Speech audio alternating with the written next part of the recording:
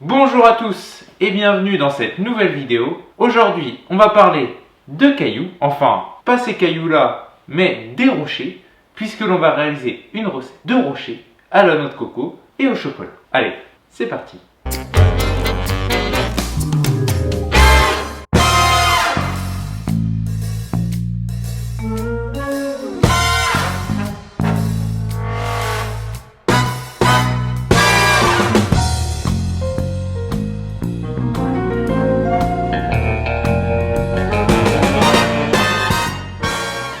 Et aujourd'hui, pas d'historique ni d'anecdote sur la recette, puisque je n'ai rien réussi à trouver dans mes livres et sur internet. Donc on est tout de suite parti pour la recette. Pour cette recette, vous aurez besoin de 4 ingrédients principaux. Ceux-ci sont des blancs d'œufs.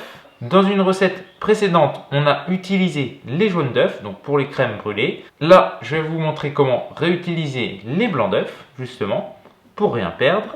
Ensuite, de la noix de coco râpée, bien évidemment. Du chocolat qui va venir nous servir à enrober nos rochers. Dans mon cas, c'est du chocolat noir, mais vous pouvez très bien réaliser la recette avec du chocolat au lait. Et enfin, du sucre.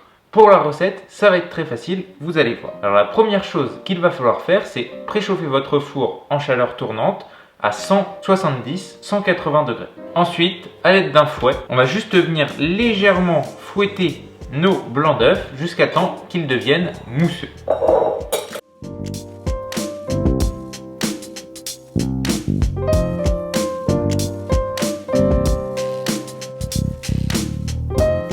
Vous devez obtenir des blancs qui sont mousseux comme ceci et non montés en neige. C'est très important pour la suite de la recette. Vos blancs, une fois qu'ils sont mousseux, vous allez voir qu'ils sont un peu plus liquides et ça va nous faciliter la tâche pour incorporer les autres ingrédients. Justement, maintenant, on va venir mélanger avec une cuillère en bois nos autres ingrédients. On va tout de suite commencer par rajouter notre sucre. On mélange bien le tout.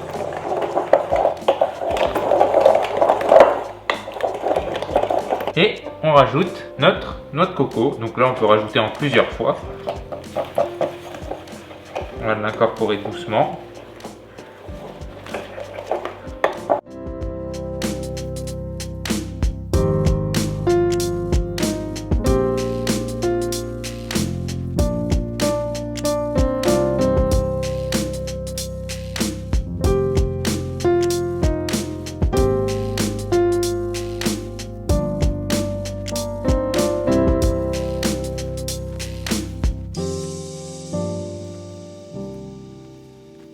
Vous devez obtenir une sorte de pâte comme ceci. La noix de coco, elle a absorbé les blancs. On a une couleur un peu foncée puisqu'on a mis de la cassonade. Mais si vous mettez que du sucre en poudre cristal, eh ben, ça vous donnera quelque chose de bien blanc, bien clair. Cette pâte, on va venir la façonner et la mettre sur une feuille de papier cuisson pour pouvoir la cuire ensuite au four. Pour le façonnage de vos rochers coco, c'est très facile. Avec des mains bien propres, vous allez venir prendre une petite boule de pâte comme ceci. Vous voyez, il ne faut pas les faire trop gros. Et on va venir les poser et former une sorte de cône un peu pointu sur le haut et avec 3 faces, donc plutôt cône ou pyramide, comme ceci. Et on va venir façonner l'ensemble de notre pâte pour pouvoir les mettre à cuire ensuite.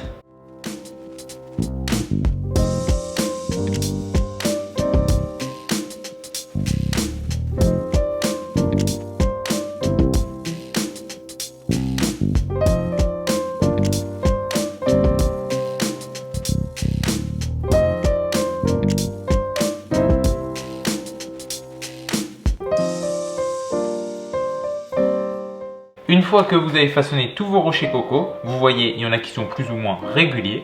On va pouvoir venir les enfourner 15 à 20 minutes à 170 degrés. Ils seront cuits quand ils commenceront à prendre légèrement de couleur. Et ensuite, on va passer à la dernière étape, qui est l'enrobage au chocolat. Et voilà, une fois que vos rochers coco ils sont cuits et refroidis, vous devez obtenir des pièces comme ceci. Donc vous voyez, on a quelque chose qui se tient bien dans la main, qui est bien cuit avec un dessous bien caramélisé. On va pouvoir maintenant passer à l'enrobage au chocolat. Et pour cela, on va venir faire fondre au micro-ondes notre chocolat en faisant attention à ne pas le cramer. Notre chocolat, il est bien fondu, il n'est pas trop chaud ni trop froid et il est suffisamment fluide pour pouvoir enrober nos rochers coco, ce qui va nous faciliter la tâche. Pour les enrober justement, vous allez avoir le choix.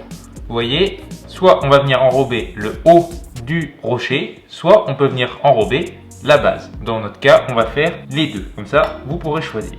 On va commencer par le haut. Pour les pointes, vous voyez, on vient le prendre, on le trempe dans notre chocolat jusqu'à peu près à la moitié, un peu plus si vous êtes vraiment gourmand. Hop, on vient de l'égoutter sur le bord pour enlever l'excédent de chocolat. Et on vient de poser sur notre plateau comme ceci. Pour le bas, si vous voulez glacer le bas de votre rocher, c'est tout pareil. Vous venez le prendre, on trempe à peu près jusqu'à mi-hauteur. Et là, on va venir bien racler, enlever l'excédent qui est au socle. Et c'est pareil, on vient prendre notre rocher et on le pose sur notre feuille de papier cuisson. Donc là, on va faire tous nos rochers. Et après, on va les mettre au frigo pour que notre chocolat y durcisse. Et voilà, une fois que vos rochers coco, ils ont refroidi, vous devez obtenir quelque chose comme ceci. Vous voyez, ça a solidifié. On a un chocolat qui est brillant, puisqu'il n'était pas trop chaud, pas trop froid, il était au point. On va maintenant en couper un pour voir à l'intérieur ce que ça dit.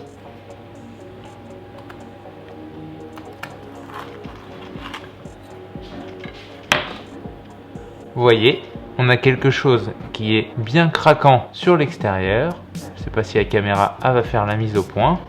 Voilà, vraiment moelleux au cœur et avec le chocolat autour pour un peu plus de gourmandise encore. Donc, c'est parfait et ça sent bien la noix de coco. En attendant, je vous dis merci d'avoir suivi cette vidéo. N'hésitez pas, comme d'habitude, à vous abonner, à laisser dans les commentaires un commentaire si vous avez des idées de recettes.